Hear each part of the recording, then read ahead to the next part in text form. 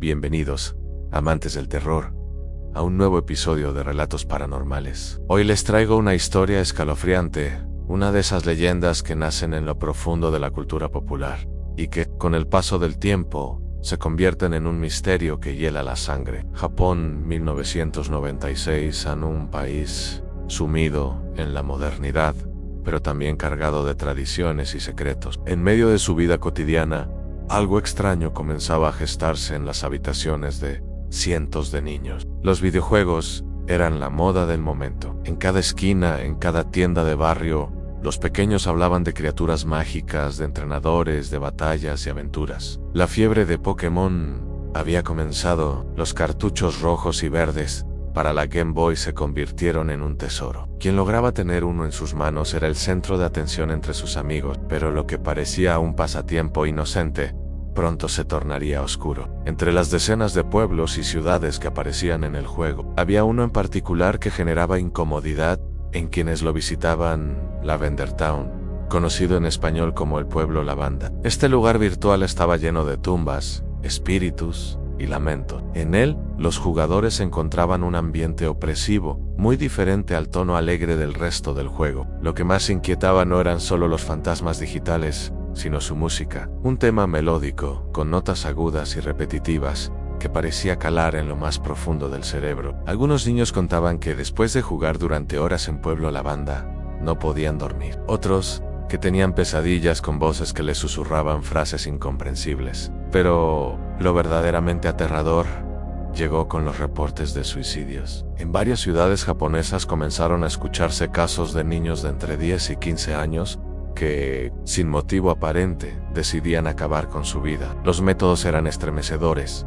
Algunos se lanzaban desde lo alto de los edificios, otros se colgaban en sus habitaciones, y otros simplemente dejaban de comer hasta desvanecerse. Lo inquietante es que en todos los casos, había un patrón que se repetía. Cada uno de esos niños había jugado Pokémon y había pasado por el misterioso Pueblo Lavanda. La prensa comenzó a hablar de ello en voz baja. Padres desesperados aseguraban que todo había empezado después de escuchar esa melodía. Y así nació el rumor del síndrome del Pueblo Lavanda. Se decía que las frecuencias de la música contenían ritmos binaurales ocultos, sonidos que el oído humano apenas podía percibir, pero que impactaban directamente en el cerebro. Los más supersticiosos aseguraban que era una especie de maldición, un mensaje escondido por los programadores japoneses. Otros creían que era un simple error técnico, un accidente que nunca debió llegar al mercado. Pero los resultados estaban allí: a más de un centenar de casos de niños afectados, algunos con severas depresiones, otros con alucinaciones, y los más desafortunados con el final más trágico de todos. Los padres comenzaron a prohibir a sus hijos jugar el videojuego. Algunos incluso llegaron a destruir los cartuchos, temiendo que la música se quedara impregnada en la mente de los pequeños. Sin embargo, como toda leyenda urbana, las pruebas eran vagas. Los documentos se desvanecían y los registros oficiales nunca coincidían del todo. Era difícil saber qué era real y qué era parte del miedo colectivo. Aún, entre los jugadores más veteranos, corría el rumor de que la primera versión del juego tenía una música diferente, mucho más perturbadora, y que fue cambiada en secreto después de la ola de suicidios. Decían que si lograbas encontrar un cartucho original de 1996, podías escuchar esa melodía prohibida. Una melodía que no solo helaba la sangre, sino que también despertaba algo oscuro en tu interior. Y mientras las autoridades intentaban dar explicaciones racionales, la leyenda seguía creciendo, alimentada por el miedo, las pérdidas y los susurros de quienes afirmaban haber visto a sus hijos transformarse tras escuchar esa música maldita. Los rumores pronto alcanzaron a las autoridades japonesas, quienes comenzaron a investigar discretamente. Pero lo extraño era que, a pesar de los múltiples reportes, no existían documentos oficiales que confirmaran la conexión entre los suicidios y el juego. Algunos periodistas se atrevieron a publicar artículos insinuando que Nintendo estaba ocultando información. Sin embargo, estas publicaciones desaparecían rápidamente, como si hubieran sido borradas o censuradas. Los padres afectados aseguraban que, antes de morir, muchos de los niños repetían frases extrañas. Palabras como espíritus, susurros y descanso eterno eran comunes entre las notas que dejaban. Lo inquietante era que esas palabras parecían tener relación directa con el pueblo Lavanda, un sitio en el juego dedicado enteramente a la muerte y a los fantasmas. Algunos llegaban a afirmar que los niños, antes de morir, dibujaban en sus cuadernos figuras de criaturas extrañas, diferentes a los Pokémon tradicionales. Sombras de ojos vacíos, figuras distorsionadas, monstruos que no aparecían en ninguna guía oficial. Esos dibujos parecían más bien pesadillas capturadas en papel. Criaturas deformes con colas largas, bocas abiertas y cuerpos delgados que parecían alargarse infinitamente. Los padres mostraban esos cuadernos a las autoridades, pero los papeles desaparecían misteriosamente después de ser entregados, como si alguien no quisiera que quedara evidencia. A partir de allí, el mito comenzó a mezclarse con la paranoia. Algunos afirmaban que el juego había sido diseñado como un experimento secreto, tal vez patrocinado por el propio gobierno japonés. La teoría decía que el pueblo Lavanda era un laboratorio digital, una especie de prueba de control mental a través de la música, y que los niños eran, sin saberlo, los conejillos de indias de un experimento masivo. Los más escépticos insistían en que todo era exageración, un invento de la prensa sensacionalista. Sin embargo, los números de muertes infantiles seguían creciendo, y cada vez era más difícil ignorarlos. Los investigadores independientes intentaron comparar la música de la primera versión del juego con las ediciones posteriores. Fue entonces cuando encontraron algo extraño en las frecuencias. La melodía original del pueblo Lavanda contenía tonos demasiado agudos, casi imposibles de percibir para un adulto, pero claramente detectables por los oídos más jóvenes. Esos sonidos, al ser escuchados durante mucho tiempo, podían provocar mareos, insomnio y ansiedad. Era como un veneno auditivo diseñado específicamente para mentes en desarrollo. Algunos hackers lograron extraer la pista original y publicarla en foros clandestinos de internet. Quienes se atrevieron a escucharla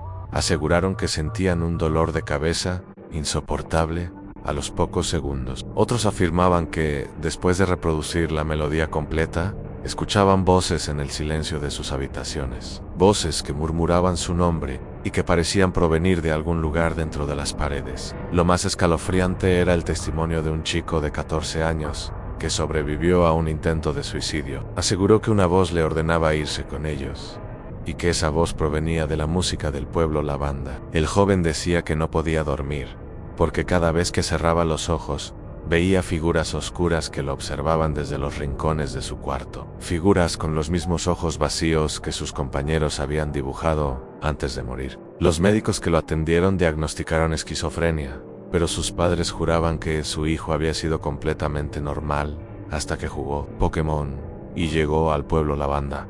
Los foros de internet de finales de los 90 se llenaron de advertencias. Algunos pedían que jamás se jugara esa parte del juego. Otros compartían supuestas copias de la música original y desafiaban a los curiosos a escucharla. Así nació una especie de ritual macabro, al escuchar la melodía del pueblo Lavanda a medianoche, solo, en completa oscuridad, para comprobar si realmente era capaz de provocar visiones y voces. Muchos aseguraban que sí. Para finales de los años 90, la fiebre de Pokémon ya no se limitaba a Japón. Los videojuegos comenzaron a llegar a América y Europa, expandiendo el fenómeno cultural como nunca antes. Pero junto con el entusiasmo, también viajaba la sombra del síndrome del pueblo Lavanda. Las primeras historias en inglés comenzaron a circular en pequeños foros y páginas web de fanáticos. Los rumores hablaban de un cartucho prohibido, de una música maldita que había sido alterada en secreto para las versiones internacionales. En Estados Unidos,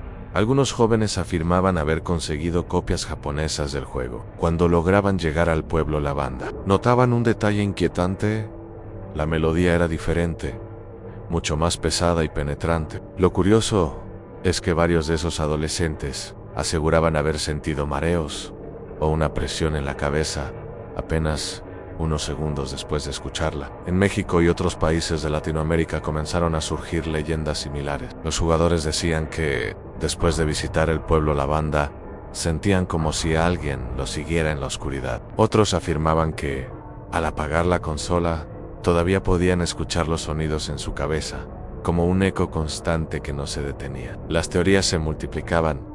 Algunos hablaban de subliminales ocultos en la música. Otros decían que se trataba de un mensaje de los programadores para advertir que la muerte está más cerca de lo que creemos. Incluso surgió la creencia de que el pueblo Lavanda no era ficticio, sino un lugar real en Japón, donde habían ocurrido tragedias que luego fueron trasladadas al videojuego, como una especie de homenaje oscuro. Las historias se esparcieron con rapidez, y pronto Internet se llenó de advertencias.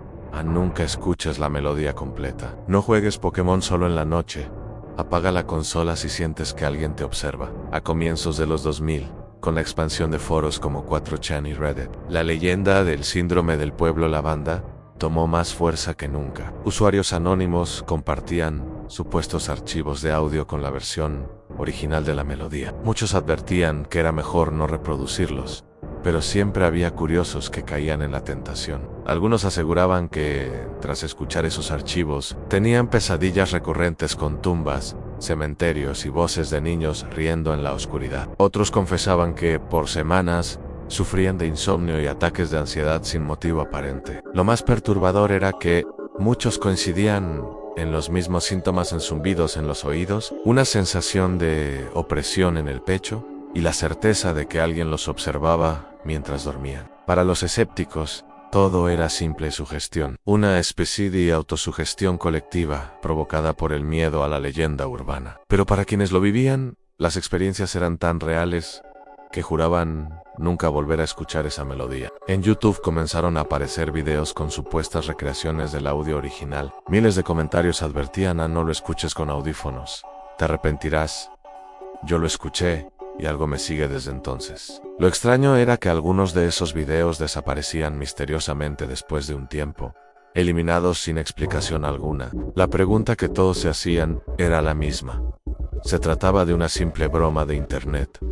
¿O realmente había algo oculto en esa música que trascendía la pantalla? A medida que la leyenda crecía, comenzaron a salir a la luz testimonios de personas que afirmaban haber sido víctimas directas del síndrome del pueblo Lavanda. Uno de los relatos más famosos fue publicado en un foro japonés a inicios de los 2000. En un usuario aseguraba que su primo de 12 años había jugado Pokémon Rojo durante semanas, obsesionado con capturar a cada criatura. Cuando llegó al pueblo Lavanda, algo cambió en él. Dejó de reír, dejó de salir con sus amigos y comenzó a pasar horas encerrado en su cuarto con la consola encendida. Su familia notó que hablaba solo, murmurando palabras en japonés antiguo, frases que ni siquiera sus abuelos podían comprender. Una noche, lo encontraron sentado frente a la ventana, con la mirada perdida hacia la calle vacía. La consola seguía encendida y la música del pueblo Lavanda sonaba en bucle. Lo más aterrador fue cuando levantó la cabeza y les dijo con voz apagada: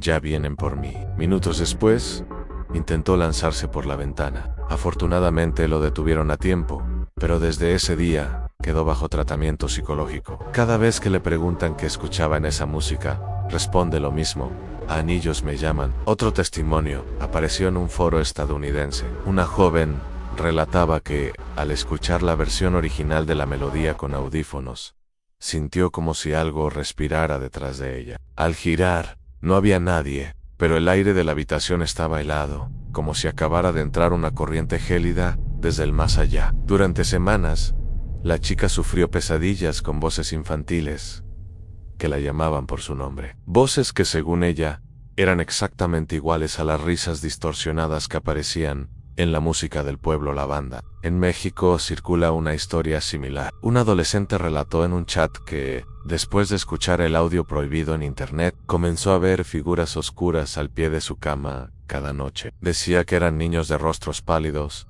con los ojos vacíos, que lo miraban en silencio mientras él fingía dormir. Aseguraba que esas figuras desaparecían al amanecer, pero regresaban cada vez que la melodía volvía a sonar en su cabeza, como un eco imposible de detener. Incluso compartió dibujos de esas figuras en cuerpos delgados, manos largas y cabezas torcidas hacia un lado, como si hubieran muerto colgados. En los comentarios de ese chat, otros usuarios afirmaron haber visto exactamente las mismas figuras después de escuchar la música, como si todos compartieran la misma visión colectiva. Lo inquietante era la repetición de los mismos detalles: los ojos vacíos, las sonrisas distorsionadas y los cuerpos en posiciones imposibles. No tardó en surgir una teoría aún más aterradora, a que las almas de los niños que habían muerto en Japón estaban atrapadas en la melodía, y al escucharla abrías una puerta para que ellos entraran en tu mundo. Algunos jugadores aseguraban que, después de pasar por el pueblo Lavanda, sus consolas comenzaban a comportarse de manera extraña en pantallas en negro. Glitches repentinos